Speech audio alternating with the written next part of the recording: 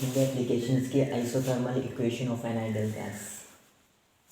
Isothermal की equation क्या होगी in the case of the ideal gas. Ideal gas तो आपको पता ही होगा, नहीं तो हम काइनेटिक थ्योरी में पढ़ेंगे आइडियल गैस क्या होती है। इसलिए आज मैं ये नहीं बताऊंगा क्योंकि वीडियो की लेंथ बहुत लंबी हो रही है। और चलो अब लेते हैं आइडियल गैस इक्वेशन क्या होता है। पहले हम लेते हैं कि आइडियल गैस हमने 1 मोल ली है। Let us consider 1 mole of an ideal gas.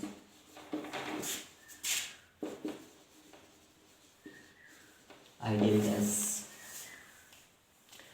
अब आइडियल गैस की इक्वेशन क्या होती है?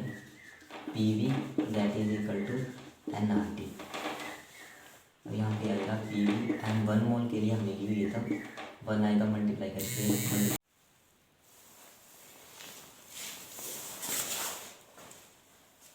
तो हमें पता है कि PV यहाँ पे होता है चेंज और T रहता है कांस्टेंट। तो यहाँ पे T रहेगा कांस्टेंट, तो यहाँ पे कौन कौन सी चीज़ें कांस्टेंट होगी? यहाँ पे है R भी है कांस्टेंट, इसको शायद हम बोल्ट्जमैन कांस्टेंट बोलते हैं। और ये T है, ये भी है कांस्टेंट। तो यहाँ पे हम लिख सकते हैं PV that is equal to constant, क्योंकि ये दोनों टर्म्स हैं कांस्टेंट। ठीक है, तो अब ये दो आएंगे term constant, PV is equal to constant. तो वो हम देखेंगे कि स्लोप क्या है। अभी हमने फाइंड किया PV that is equal to constant. अभी हमने देखा PV क्या है हमारे पास कांस्टेंट। हम देखते हैं स्लोप ऑफ आइसोथर्मल प्रोसेस की। ठीक है, अब हम डिफरेंशिएटिंग बोथ साइड, इसको मानते हैं इक्वेशन पर on both side of equation first d upon dt with respect to time PV and d upon dt that is equal to हम ले लेते हैं k कांस्टेंट। अब यहाँ पे मान लो डेरिवेशन ऑफ ए बी करके ए इंटू बी छोटा बी। तो पहले हम करेंगे ए इंटू डेरिवेशन ऑफ बी, फिर हम बी को बाहर लिखेंगे और फिर लिखेंगे डेरिवेशन ऑफ ए। तो ये आएगा हमारे पास इसका डेरिवेशन।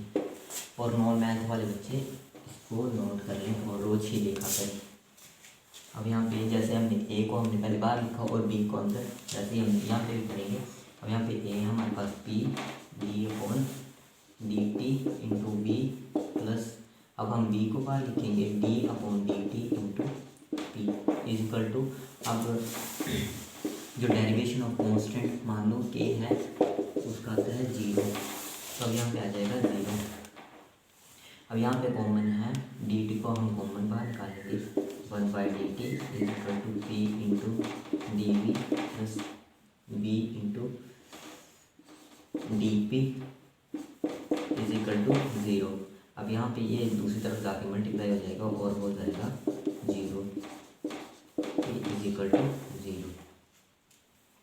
ठीक है, अब यहाँ पे इसको हम दूसरी ये वाले टर्म को दूसरी तरफ ले जाएंगे P into D V that is equal to minus V into D P. अब यहाँ पे ये है, अब हम P और इस B को इधर ले आएंगे। अच्छा ऐसे करो, इस dP को नीचे ले आओ dV upon dP is equal to minus V upon, sorry गलती हो गई,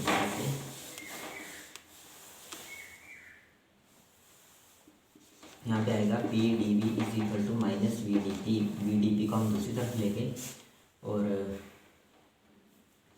अब हम इस v को नीचे लाएंगे p अपॉन वी और माइनस यहाँ पे क्या बचा D P upon D V, ये नीचे चले गए और ये वाला v इसके पैरों में आ गया और ये वाला इसके पैरों में चला गया। ठीक है,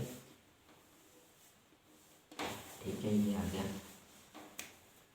अब हमारे पास स्लोप क्या आएगी D P upon D B, यहाँ पे आ जाएगा माइनस पी अपॉन बी। ठीक है, तो ये आ जाएगी हमारे पास स्लोप। तो क्या है हमारे पास स्लोप ऑफ आइसोथर्मल प्रोसेस, यहाँ पे क्या दिखाई दे रहा था, ये आई पूरी।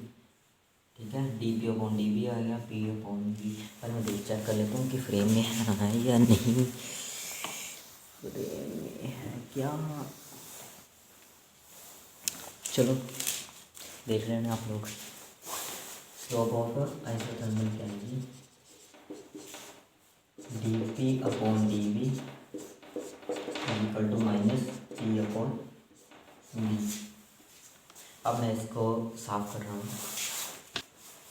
अब हमारे पास स्लोप क्या है, D P upon D V iso में equal to P upon V with negative sign. ठीक है, ये है हमारे पास स्लोप ऑफ आइसोथर्मल इक्वेशन। अब हम देखते हैं कि स्लोप कैसा है इसकी। अब ये मान लो इसकी स्लोप आएगी कुछ ऐसे। ठीक है, इसकी स्लोप आएगी ऐसे, मान लो कोई भी, इसको मैं थोड़ा नीचे करके बनाता हूँ, यहाँ से ऐसे। मान लो 2 पॉइंट हैं, एक हम लेते हैं 2, एक लेते हैं 4, और यहाँ पे आएगा 0, और यहाँ पे आएगा 2, और यहाँ पे आएगा 4।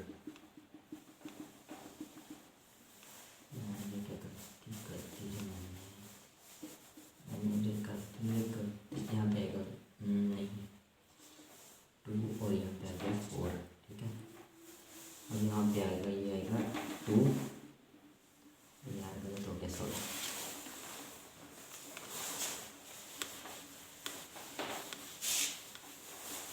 तो अब हमारे पास स्लोप आएगी, मान लो कि ये हमने बनाया और ये हम बनाएंगे यहाँ पे स्लोप, ये है ना। अब यहाँ से आएगा तो कुछ ऐसे, अब ये आएगा इधर, इसको मैं थोड़ा ऊपर कर बनाता हूँ।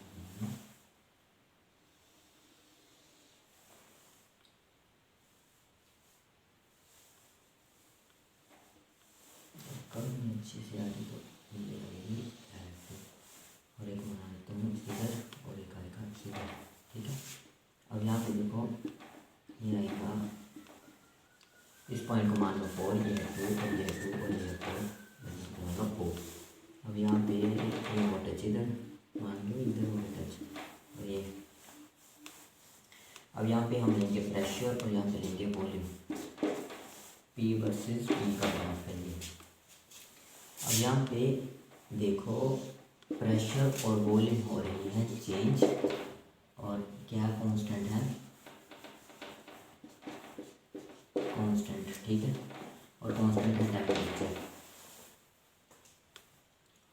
अब देखो, जो प्रेशर है वो, जब प्रेशर की वो वैल्यू जब 4 है तो वॉल्यूम हो गया कम, जब प्रेशर ज़्यादा है तो वॉल्यूम हो गया कम, और जब प्रेशर कम है तो वॉल्यूम हो गया 4।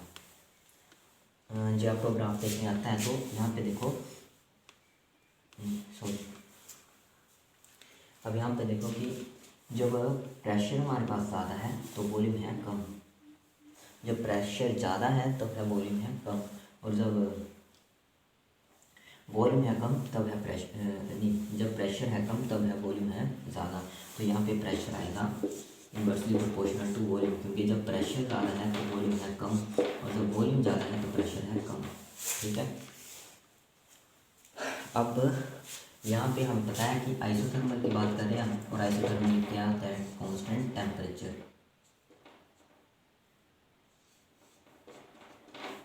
अब मैं एक बात पूछूं कि बॉयल्स लॉ क्या बोलता है। बॉयल्स लॉ बोलता है, जो हमारे पास जो गैस गिवन होती है तो उस गैस का जो प्रेशर है ज़्यादा वॉल्यूम है वो होता है inversely proportional to the pressure. मान के हम वॉल्यूम को ऊपर लिखते हैं और प्रेशर को नीचे लिखते हैं, तब भी ये सेम रहेगा। तो जो प्रेशर है गैस का वो है inversely proportional to volume at constant temperature. तो आप इसको, जो हमारा लॉ ऑफ गैसियस में बॉयल्स लॉ है, हालांकि वो हम अभी पढ़ेंगे तो उसको बाद में देखते हैं, तो लेकिन इतना याद रखो कि जो प्रेशर है वो वॉल्यूम के इनवर्सली प्रोपोर्शनल होता है एट कांस्टेंट टेम्परेचर पे। ठीक है, अब मैं क्या बोल रहा हूँ उस पर ध्यान दो। Pressure is inversely proportional to the volume at constant temperature, जिसको हम बॉयल्स लॉ भी बोलते हैं। बस ये था, ये आ गया हमारे पास स्लोप, और स्लोप भी फाइंड कर लिया हमने। तो अब हम देखेंगे आइसोथर्मल में वर्क डन क्या होगा। आइसोथर्मल प्रोसेस में वर्क डन क्या होगा, यहाँ पे होगा वर्क डन। अब मैं थोड़ी तेजी से करवाऊँगा। अब हमें पता है कि मान लो कि ये कोई सिलेंडर है, और यहाँ पे है कोई सिलेंडर, और इस पे लगा हुआ कोई पिस्टन, और इसमें लिया हमने कोई ideal gas, 1 mole of ideal gas,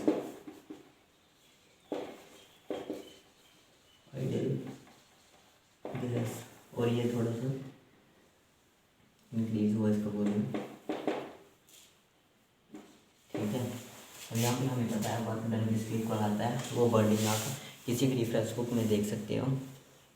आपकी अपनी बुक में दिया होगा, तो मैं सिर्फ समझाता हूँ कि वर्क डन क्या आएगा, P इंटू डेल्टा V।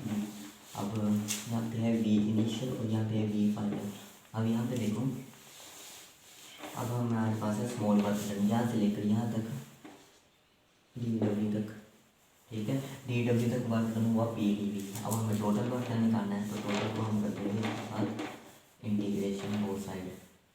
ठीक है, वो लिख लेना आप, इंटीग्रेशन बोथ साइड PdV आ जाएगा, और यहाँ पे आएगा V इनिशियल, जो हमारे पास टर्म आई होती है उसको हम ऊपर लिखते हैं V फाइनल। अब हमें पता है कि P और V जो है वो चेंजेबल है। ठीक है, तो अब हम इनको बाहर नहीं निकाल सकते। P को यहाँ पे कांस्टेंट होता तब हम इसको बाहर निकाल देते और V का सीधा इंटीग्रेशन लगा के उसको माइनस करके आ जाता। बट यहाँ पे integration of constant, integration of W क्या आएगा, W आएगा, और यहाँ पे है प्रेशर। तो अब हमें पता है according to ideal gas equation, ideal gas equation क्या, P V that is equal to NRT। ठीक है, अब P आ जाएगा NRT अपॉन V। अब हमें पता है कि N हमने 1 मोल ऑफ आइडियल गैस ली हुई है, 1 मोल ऑफ आइडियल गैस, तो हम RT ही लेंगे। यहाँ जाएगा VF upon VI, P that is equal to RT upon V into DV। इतना निकलेगा है, तो W आ जाएगा, यहाँ पे RT बाहर आ जाएगा क्योंकि ये है कांस्टेंट R। अब हमें पता है आइसोथर्मल प्रोसेस में T होता है कांस्टेंट, तो इसको भी हम बाहर ले जाएंगे, तो ये आ गया RT आ गया कांस्टेंट। और हम डेरिवेशन करेंगे 1/B और dV की। अब डेरिवेशन होता है 1/x इंटू dV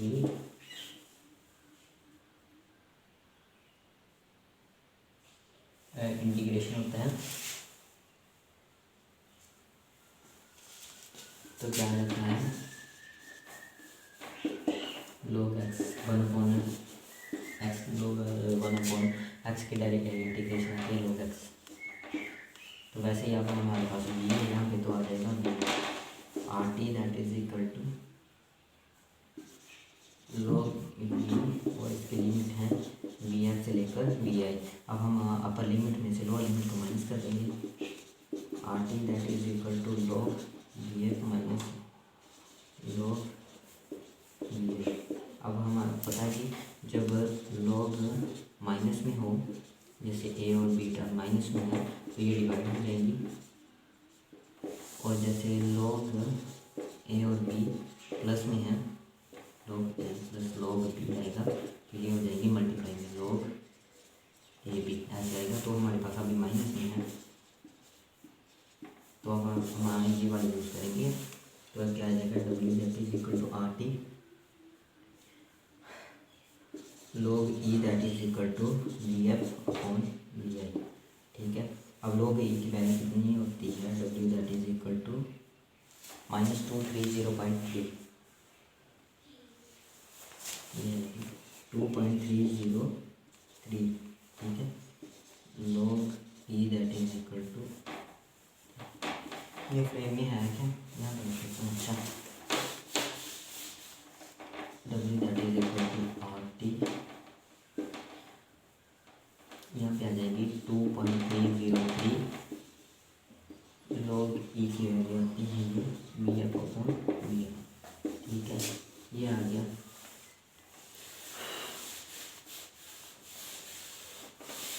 अब हमें पता है कि यहाँ पे आता है पी वी कॉन्स्टेंट, मतलब कि P1 और V1 is equal to P2 और V2। तो अब हमारे पास आ जाए, ये है ग्राफ इसका, जैसे P1 अपॉन V1 और P2 V2। अब हम इससे फाइंड करते हैं, एक आ गया यहाँ पे और एक आ गया यहाँ पे, एक आ गया यहाँ पे और एक आ गया 4, 2 2 और 4, जैसे ओ शिट, जैसे ये था और ये था। अब इन दोनों का P1 और P2 that is equal to 4 का 8 और 2 4 का 8, जैसे ही, तो इसलिए ये आ गया P1 अपॉन V1 और P1 अपॉन V2 और V2 अपॉन V1। तो यहाँ पे आ जाएगा, जैसे ही ये किया ना हमने, तो यहाँ से P1 अपॉन V1, यहाँ पे P फाइनल अपॉन इनिशियल, तो यहाँ पे आएगा P इनिशियल, P इनिशियल और P फाइनल, हाँ यहाँ पे P इनिशियल और P फाइनल ही आएगा, और यहाँ पे आएगा B final upon B initial. तो ये था आइसोथर्मल का पूरा कंसेप्ट जितना मैं बता सका।